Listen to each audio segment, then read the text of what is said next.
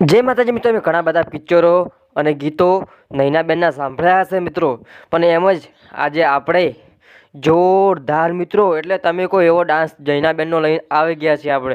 તમે નૈના ઠાકુરને તમે મિત્રો ઓળખતા જશો મિત્રો.